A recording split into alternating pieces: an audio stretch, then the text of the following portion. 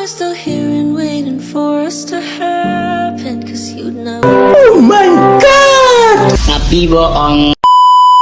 Aku hanya memikirkan satu peraturan penting. Kenapa kau lakukan hari ini kalau kau bisa melakukannya besok? Few moments later.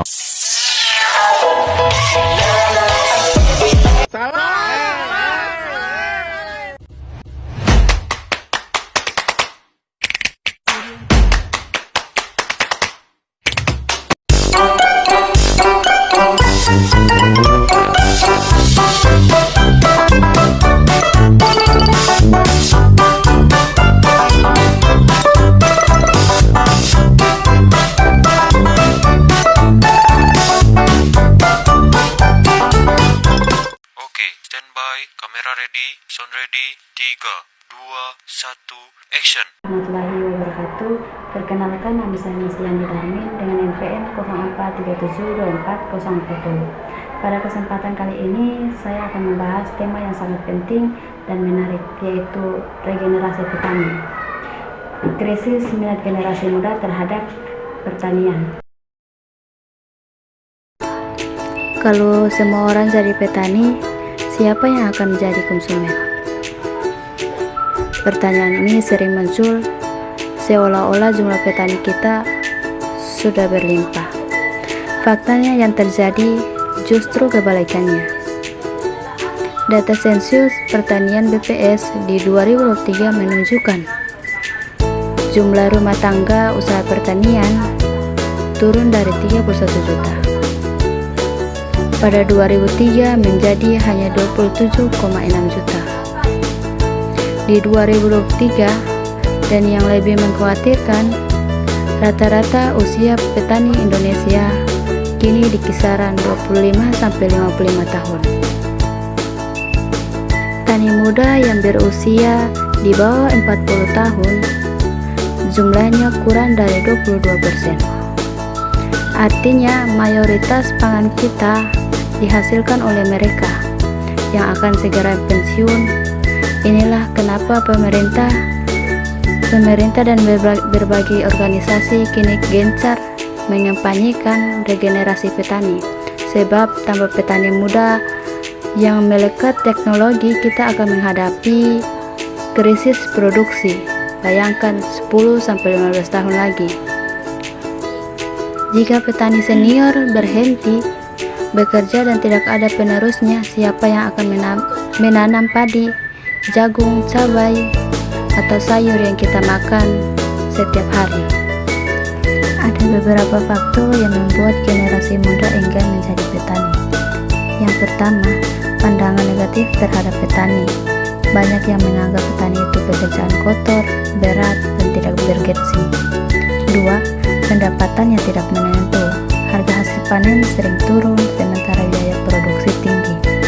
3. Akses lahan yang sulit. Anak muda jarang punya tanah sendiri dan harga lahan juga mahal. 4. Kurangnya pelatihan dan teknologi. Sistem pertanian kita masih banyak yang tradisional. 5. Minimnya dukungan pemerintah dan investasi untuk petani muda. Semua faktor itu membuat petani dianggap tidak menjanjikan, padahal sebenarnya justru memiliki potensi besar jadi dikelola dengan cara modern. Ada beberapa bentuk pemberdayaan yang bisa menjadi solusi nyata. Yang pertama, pendidikan dan pelatihan pertanian modern. Generasi muda perlu dikenalkan pada konsep petani modern seperti smart farming, hidroponik, pertanian organik, dan agribisnis digital. Sekolah dan kampus juga bisa membantu program praktik lapangan dan inkubasi bisnis pertanian. Dengan begitu, bertani tidak dianggap lagi kuno, tetapi justru keren dan berteknologi. 2.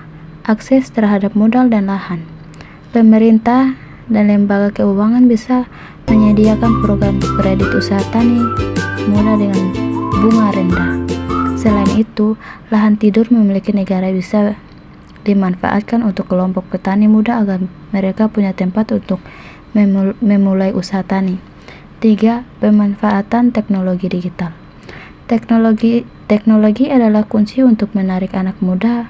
Petani kini bisa berkembang lewat aplikasi digital, sensor otomatis, drone, dan pemasaran online.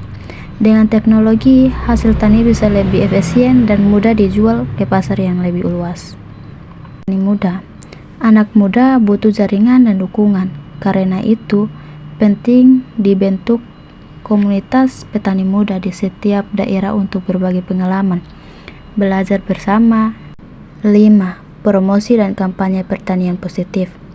Citra pertanian harus diubah melalui media sosial, konten kreatif, dan kisah sukses petani muda. Kita bisa menunjukkan bahwa petani bisa modern, berpenghasilan tinggi, bahkan bisa jadi bisnis global. Krisis regenerasi petani tidak bisa dianggap sepele. Jika tidak ditangani dengan baik, ketahanan pangan Indonesia akan terancam. Namun, dengan dukungan kebijakan yang tepat, teknologi, dan semangat anak muda, sektor pertanian justru bisa menjadi peluang besar untuk masa depan. Pertanian bukan hanya soal menanam padi atau sayuran, tetapi juga teknologi dan semangat anak muda. Sektor pertanian justru bisa menjadi peluang besar untuk masa depan. Pertanian bukan hanya solusi menanam padi atau sayur, tetapi juga tentang inovasi, kewirausahaan, dan keberlanjutan. Petani muda bisa menjadi agen perubahan yang membawa kemajuan bagi bangsa dan lingkungan. Selanjutnya kita ke penutup. Dapat disimpulkan bahwa regenerasi petani adalah tantangan sekaligus peluang. Krisis minat generasi muda terhadap petani bisa diatasi dengan langkah-langkah pemberdayaan yang tepat, mulai dari pendidikan, akses modal, dan lahan, digitalisasi, hingga perubahan citra pertanian. Jika anak muda diberi ruang dan kepercayaan, mereka akan mampu menjadi petani sebagai bidang yang inovatif, mandiri, dan menjanjikan. Karena masa depan pertanian Indonesia ada di tangan generasi muda hari ini.